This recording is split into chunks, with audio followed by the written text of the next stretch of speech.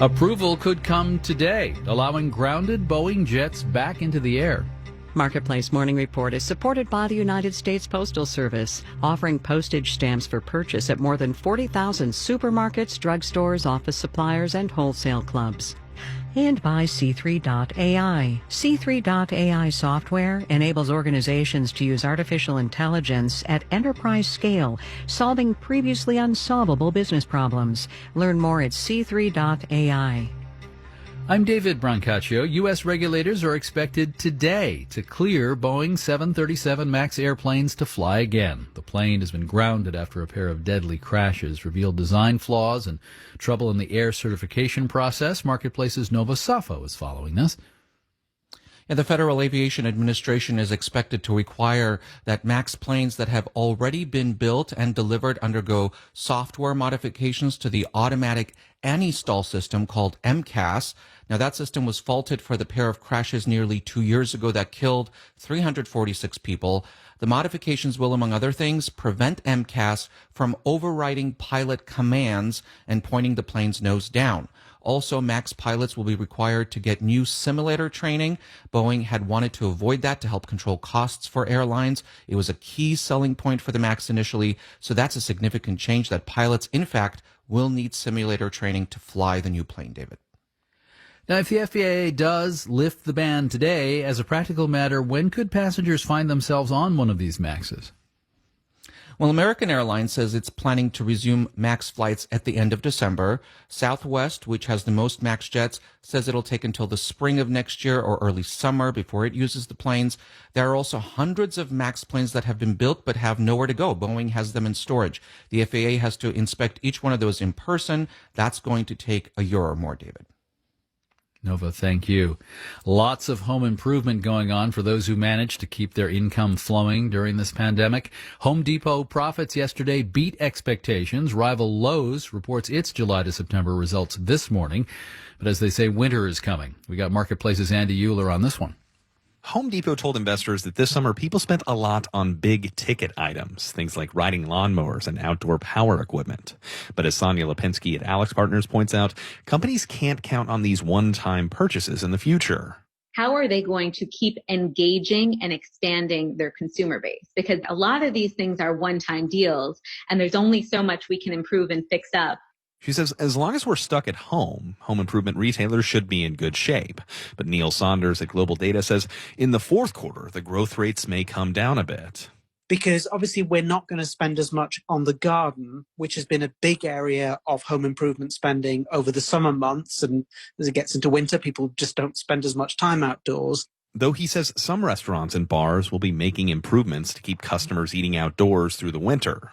And those business owners also go to places like Home Depot and Lowe's looking for lumber and lights and heating lamps to retrofit their operations. I'm Andy Euler for Marketplace. The business media have started talking once again about the Dow Jones Industrial Average might soon cross above 30,000 for the first time, maybe this week. And the last time they started jumping up and down about this was mid-January of this year, but I was in a don't count your chickens before they hatch mood, and I remarked at the time on this program that markets are hard to predict and you never know. Dow 30,000 could still be a while. Well, what happened on January 23rd? The city of Wuhan, China was the first to lock down, and the Dow is still not at that milestone. The Dow's at 29,783 now, with the Dow future at the moment up 75 points, 0.3%.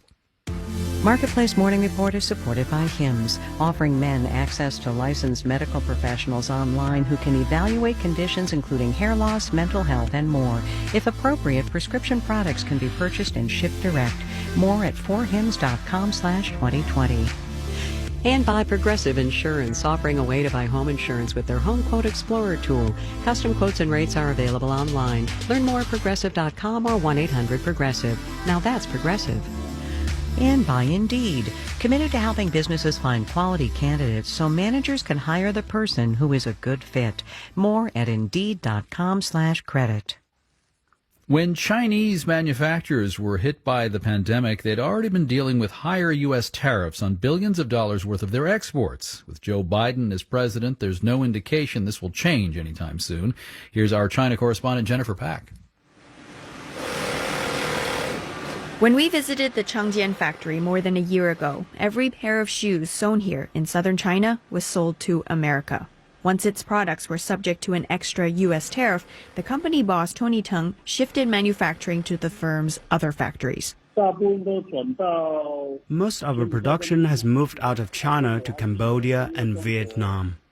But even moving to low-cost countries in Southeast Asia can be expensive. So manufacturers who can only afford to stay in China, like EMC Machinery, sometimes just pay the tariffs to retain American customers, says overseas sales manager Li Yansong. For